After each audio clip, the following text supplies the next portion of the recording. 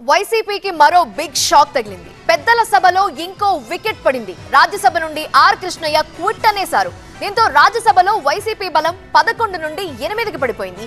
BJP రారా కృష్ణయ్య అనడమే ఆయన రాజీనామాకు కారణమా లేక ఇతర ఒత్తిళ్లు కారణమా? కృష్ణయ్య చెబుతున్న కారణాలేంటి? వైసీపీ కౌంటర్ వెర్షన్ ఏంటి?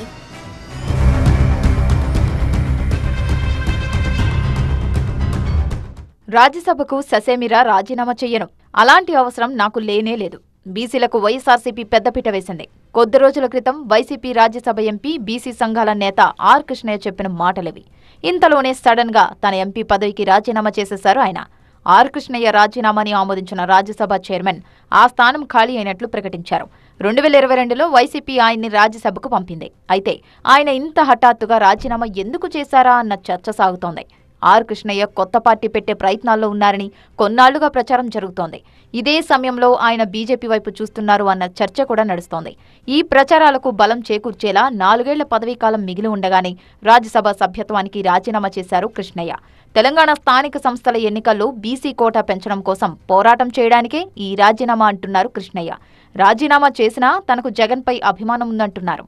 ఇదే సమయం లోపల బీసీలకు చట్టసభలో రిజర్వేషన్లు పెట్టారని, ఇవన్నిటి కోసం రాజకీయాలకు అతీతంగా పోరాటం చేసి ఉద్యమాన్ని బలోపేతం చేయాలనే ఉద్దేశంతో ఈ నిర్ణయం తీసుకోవడం జరిగింది. జగన్మోహన్ రెడ్డి గారు నన్ను ఎంతో ఆదరించి ఆయన ప్రేమతోటి బీసీల కోసం ఎప్పుడు కలిసినా మరింత పోరాటం చేయి కృష్ణయ్య గారు అని చెప్తున్నాడు. దీన్ని దృష్టిలో పెట్టుకొని ఆయన ఇచ్చిన ప్రోత్సాహం మద్దతుకు ఎప్పుడు సదా కృతజ్ఞుని.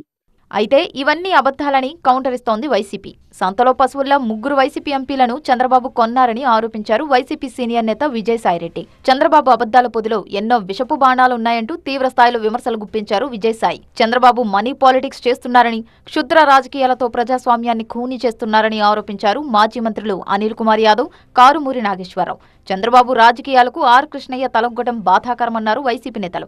ఆర్ కృష్ణయ్య బీసీలకు తీరని ద్రోహం చేశారన్నారు అనిల్ కుమార్.